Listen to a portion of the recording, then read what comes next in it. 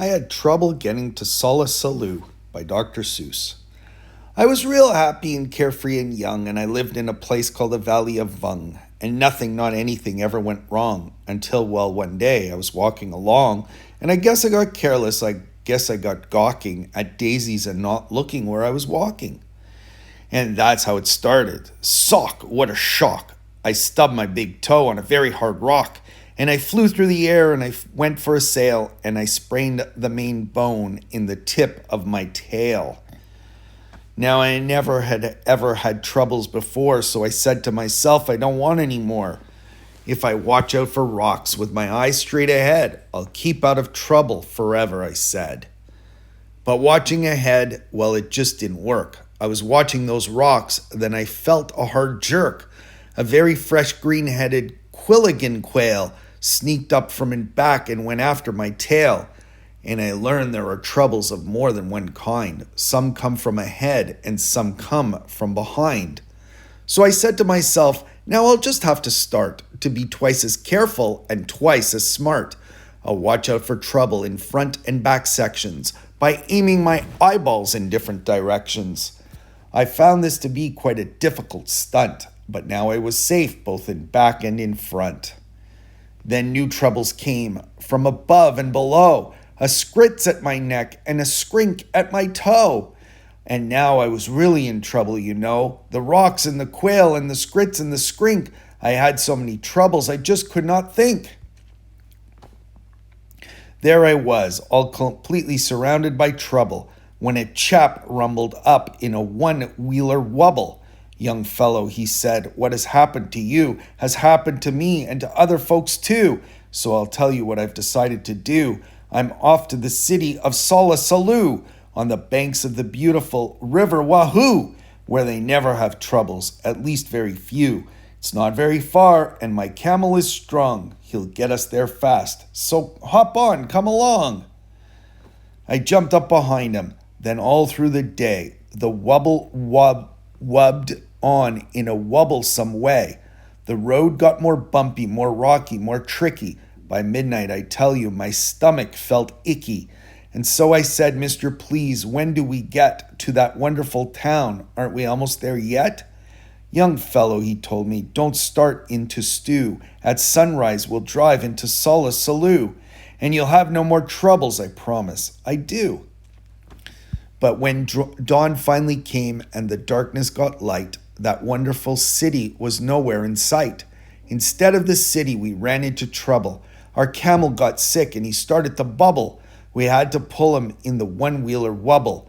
So there we were in a dreadful position. Our camel sure needed a camel physician. Now doctors for camels are not often seen, especially on mountains. They're far, far between. But we pulled that old wubble and set out to find some doctor while dragging our camel behind. I pulled and pulled. Then the next thing I knew, I was pulling the camel and wubble chap too. Now really, I thought, this is rather unfair. But he said, don't you stew, I'm doing my share. This is called teamwork. I furnish the brains. You furnish the muscles, the aches and the pains. I'll pick the best roads, tell you just where to go, and we'll find a good doctor more quickly, you know. Then he sat and he worked with his brain and his tongue, and he bossed me around just because I was young. He told me go left, and he told me go right, and that's what he told me all day and all night. Next morning, we located Dr. Sam Snell, who knew all about tonsils and camels as well. Our camel, he said, had a bad case of gleeks and should lie in bed for at least 20 weeks. I was tired, how I wanted to crawl into that bed.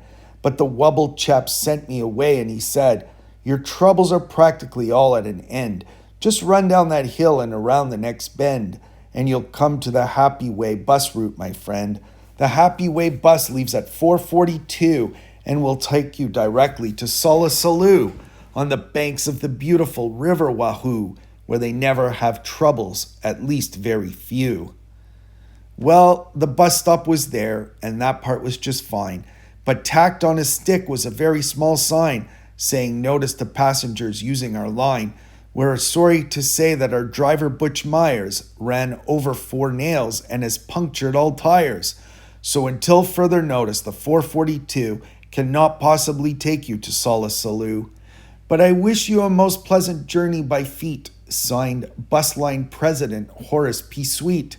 So I went on my feet, thanks to Horace P. Sweet, and that Horace P. Sweet almost ruined my feet. 100 miles later, my feet were so sore, then wouldn't you know it, it started to pour. I was drenched to the skin when a chap in a slicker splashed up and he yelled, "It's the Midwinter Jicker!" The Midwinter Jicker came early this year, and it's not going to be very comfy round here. Any fool would get out, so I've packed up my things, and I'm off to my granddaddy's out in Palm Springs. "Take cover," he yelled. "Use my house if you wish." Then the chap in the slicker splashed off like a fish. I ran in the house, and I fell in a heap. I needed my rest, but I just could not sleep. Did you ever sleep when your feet were like ice, with a family of owls and a family of mice? I listened all night to the growls and the yowls and the chattering teeth of those mice and those owls, while the Midwinter Jicker howled horrible howls. I tossed and I flipped and I flopped and I flipped. It was 5:15 when I finally slept. Then I dreamed I was sleeping on a billowy pillows of soft silk and satin, marshmallow stuffed pillows. I dreamed I was sleeping in Solis Salou on the banks of the beautiful River Wahoo, where they never have troubles, at least very few. Then I woke up and it just wasn't true. I was crashing downhill in a flubulous flood, with suds in my eyes and my mouth full of mud, and my nose full of water, my ears full of shrieks of the owls flying off with the mice on their beaks. And I said to myself, now I really don't see why troubles like this have to happen to me. I floated 12 days without toothpaste or soap.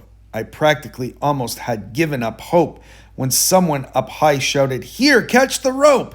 Then I knew that my troubles had come to an end, and I climbed up the road calling, "Thank you, my friend."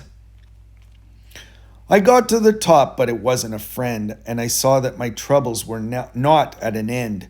A big man on a horse scared me out of my wits. He bellowed, "I'm General Genghis Khan Schmitz!" There was a war going on, and it's time that you knew. Every lad in this land had his duty to do. We're marching to battle. We need you, my boy. We're about to attack. We're about to destroy the perilous Poozer of Pampelus, Mass. So get into line. You're a private first class. He gave me a shooter and one little bean, which was not very much, if you see what I mean. Then he yelled, "Get that Poozer! Attack without fear! The glorious moment of victory's near!" And the glorious general led the advance with a glorious swish of his sword and his lance, and a glorious clank of his tin-plated pants.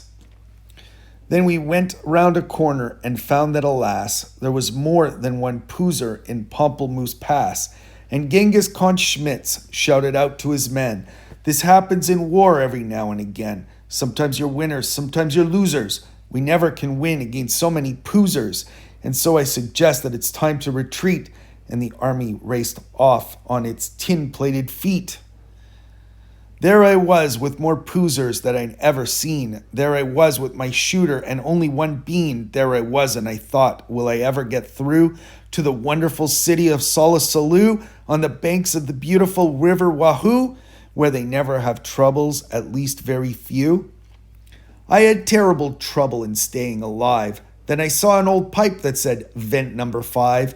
I didn't have time to find out what that meant, but the vent had a hole, and the hole's where I went.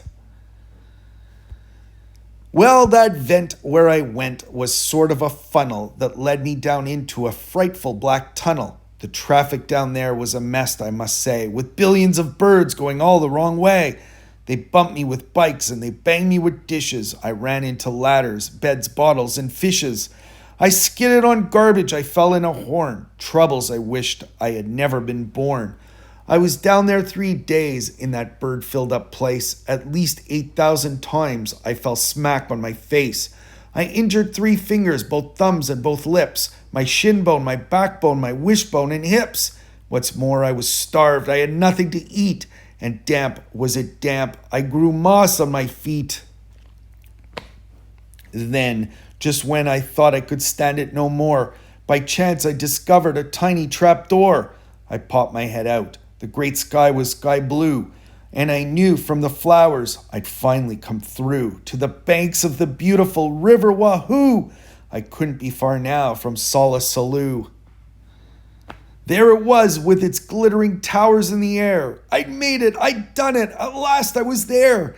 And I knew that I'd felt all my troubles behind when a chap at a doorway that shimmered and shined waved me a wave that was friendly and kind.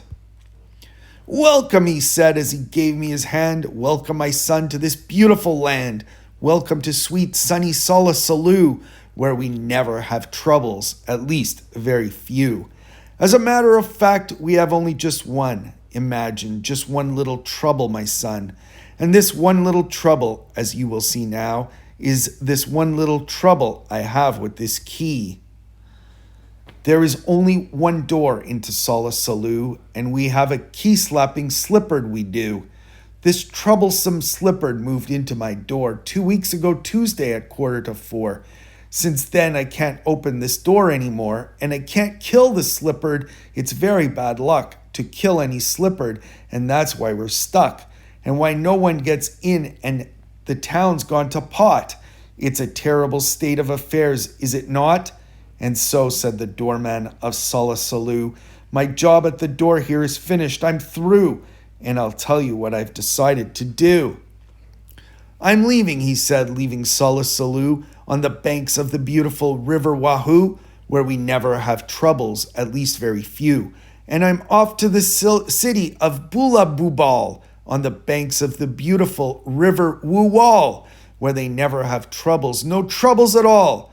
Come on along with me, he said as he ran, and you'll never have any more troubles, young man.